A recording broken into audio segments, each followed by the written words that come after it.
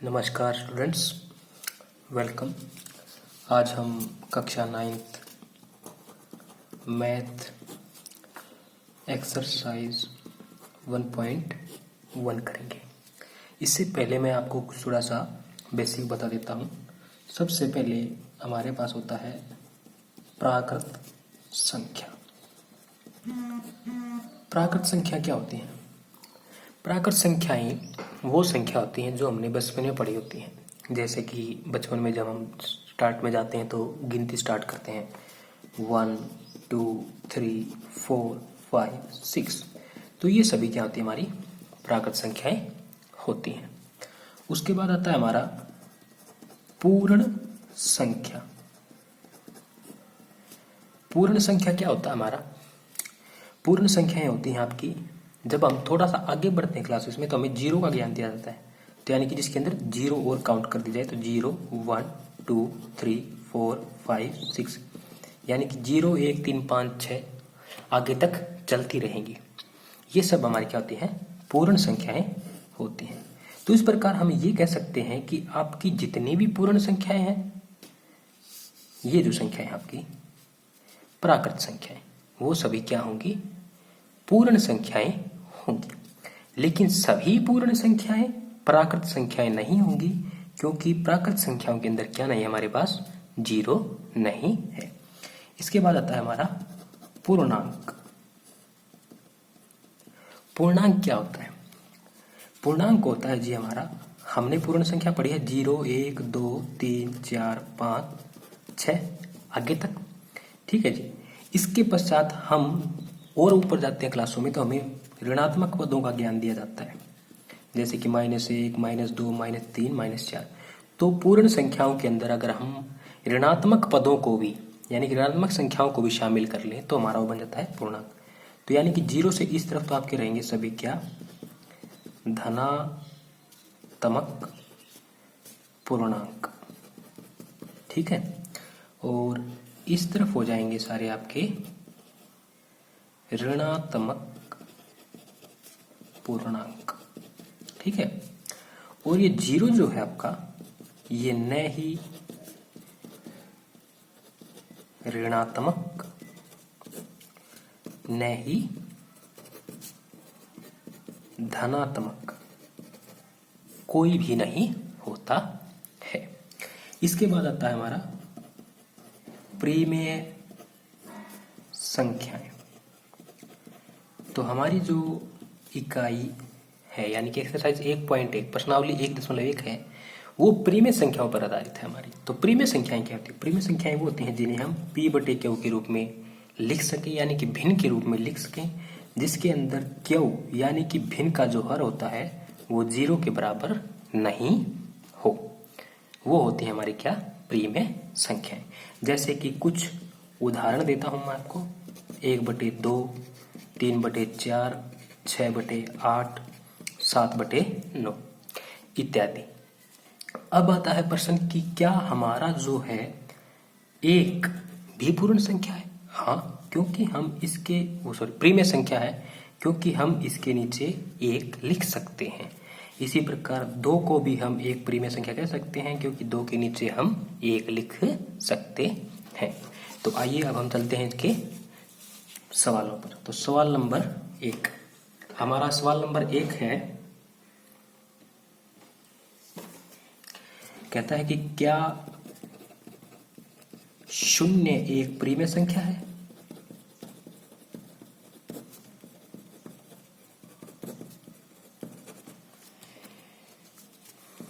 क्या आप इसे p/q के रूप में व्यक्त कर सकते हैं?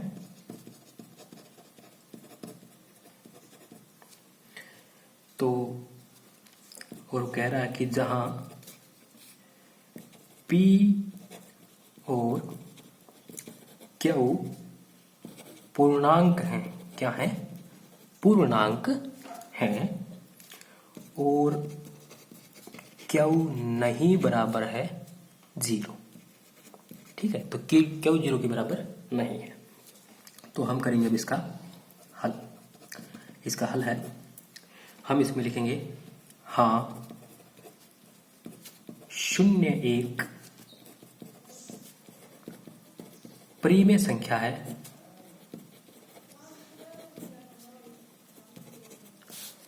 ठीक है। 0 क्या है? परिमेय संख्या है, क्योंकि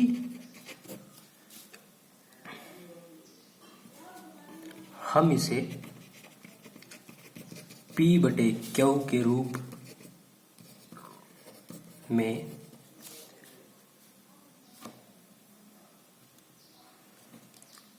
व्यक्त करने पर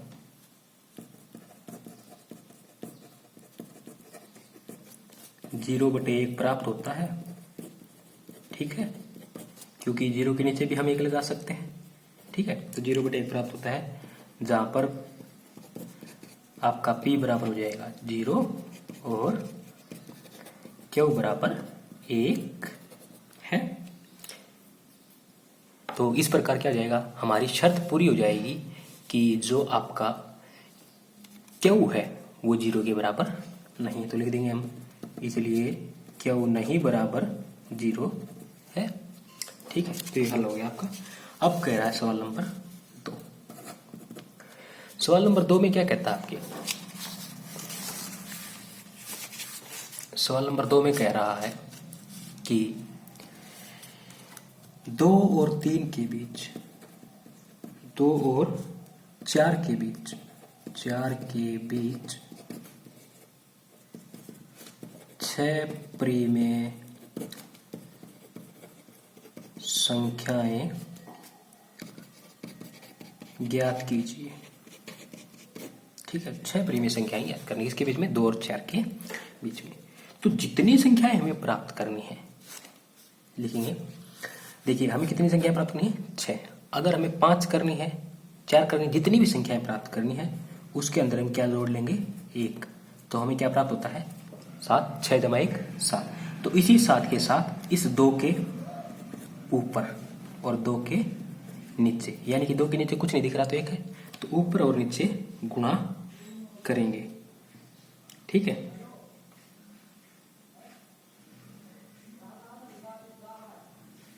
एक मिनट, यहां 3 था, 3 सॉरी, तो 3 के ऊपर और 3 के नीचे गुणा करेंगे तो आ जाएगा 3 सत्ते 21 बटे 7। इसी प्रकार 4 के भी ऊपर और नीचे गुणा करेंगे तो हो जाएगा हमारा 28 बटे 7। अब हमें इन दोनों के बीच में परिमेय संख्या बतानी है, तो यानी कि इसके बाद की शुरू कर दें हम। 21 के बाद हमारा क्या आता है, तो लिखेंगे हम यहां से, अतः 3 और 4 के बीच 6 परिमेय संख्याएं क्या हो जाएंगी। 21 बटे 7 क्या होता है, 3 ही होता है, तो हम 21 बटे 7 से आगे शुरू करेंगे। 22 बटे 7, 23 बटे 7, 24 बटे 7, 25 बटे 7, 26 बटे 7 और आपका 27 बटे 7। तो 1 2 3 4 5 6 संख्याएं हो गई ठीक है। इसके बाद आपका अगला सवाल है,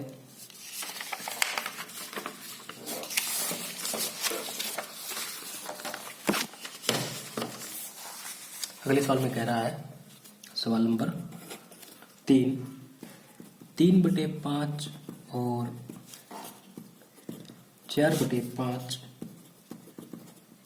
के बीच 5 परिमेय संख्याएं प्राप्त कीजिए ठीक है। यह आपका क्वेश्चन कि भाई इनके बीच में 5 परिमेय संख्याएं प्राप्त कीजिए। तो हल मैंने आपको क्या बताया था कि जितनी परिमेय संख्याएं ज्ञात करनी है उसके अंदर हम 1 जोड़ेंगे और उसकी गुना ऊपर और नीचे कर देंगे। तो हमारे पास क्या है 5 परिमेय संख्याएं ज्ञात करनी, तो 5 जमा 1 बराबर हो जाएगा 6। तो 6, तो हम क्या करेंगे 3 बटे 5 गुना 6 बटे 6 बराबर है 18 बटे 30, कोमा 4 बटे 5 का क्या बन जाएगा, ऊपर और नीचे 6 से गुना कराने पर 24/30। ठीक है, तो हम निकालेंगे इसका हल। तो हम लिखेंगे अतः 3/5 और 4/5 के बीच 5 परिमेय संख्याएं क्या हो जाएंगी हमारे पास? 18 और 24। हर तो एक समान है 30, इसका भी हर 30 है, इसका भी हर 30 है। तो हमें 18 और 24 के बीच में जितनी भी संख्याएं वो लिख देंगे, चाहे आप 19 से स्टार्ट कर लीजिए, चाहे 20 से, चाहे 21 से।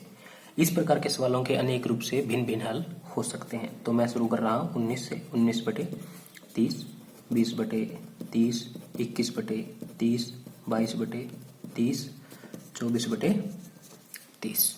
ठीक है, यह है आपका हल है। अब बात करते हैं सवाल नंबर 4। सवाल नंबर 4 में क्या कह रहा है आपका?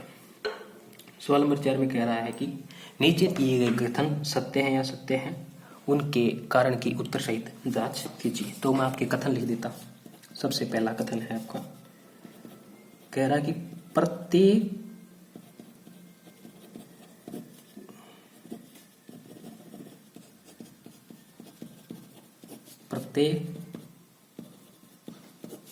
प्राकृत संख्या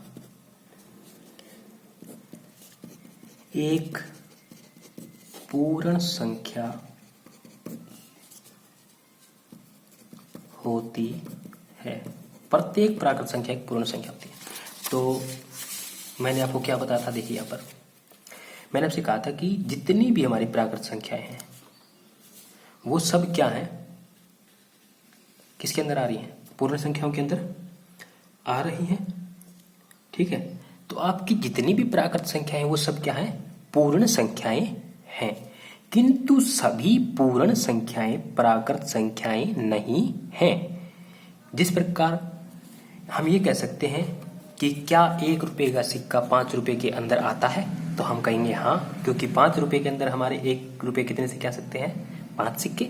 लेकिन हम अगर ये कहें कि 1 रुपये का सिक्का 5 रुपये का सिक्के का वो है, ग्रुप है एक तरह से, तो ये नहीं हो सकता, क्योंकि 1 रुपया छोटा है, 5 रुपया बड़ा है।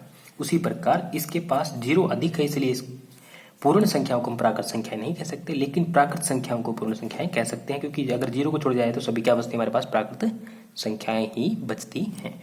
तो हम यहां से लिखेंगे सत्य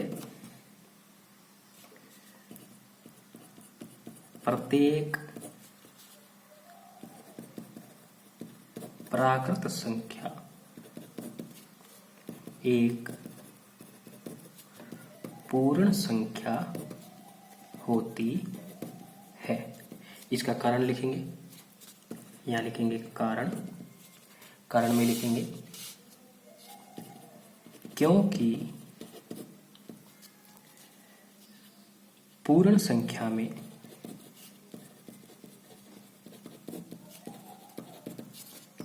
सभी प्राकृत संख्याएं शामिल हैं। क्या है? सभी प्राकृत संख्याएं शामिल है। ठीक है, इसकी बात करते हैं आगे। आपका भाग नंबर 2, सवाल नंबर 4 का भाग नंबर 2।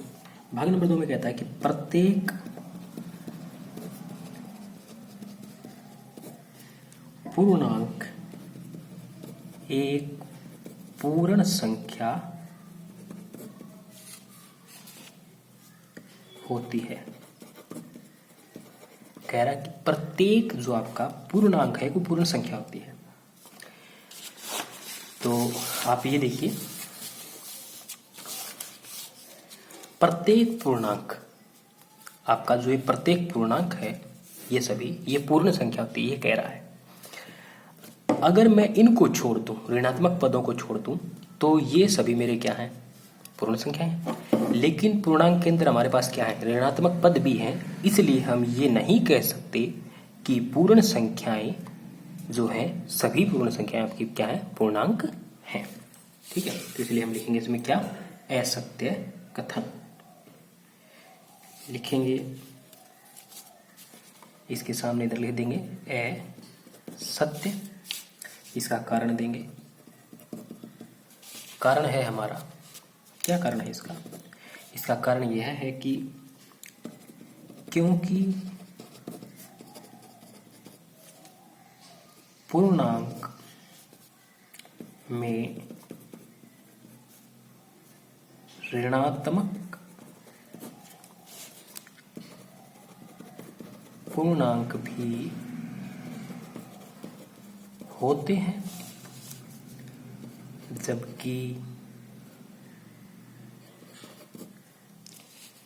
पूर्ण संख्याओं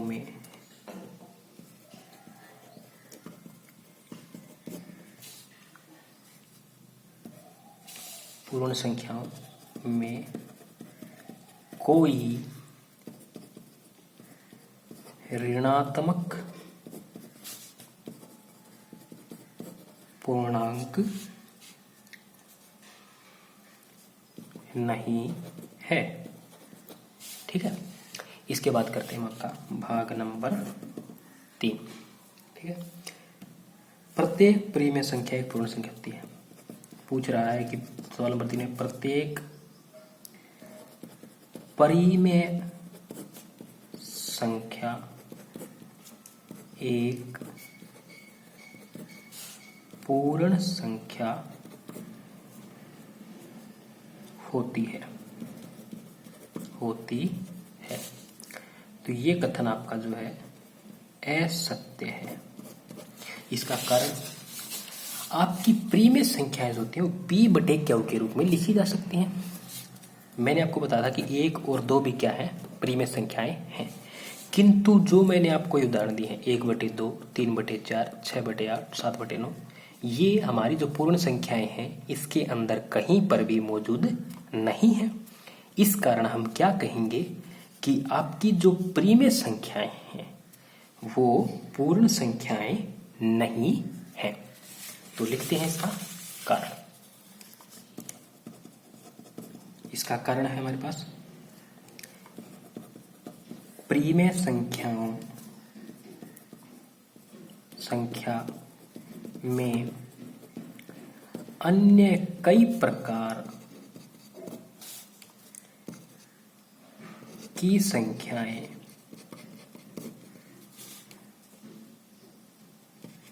आती हैं जिनको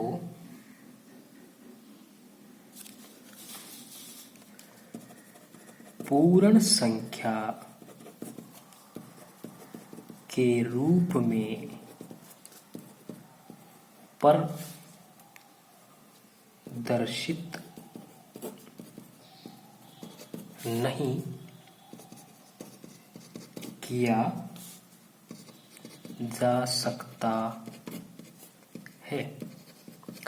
ठीक है, इसी के साथ आपकी एक्सरसाइज 1.1 के चारों सवाल कंप्लीट हुए। Thank you.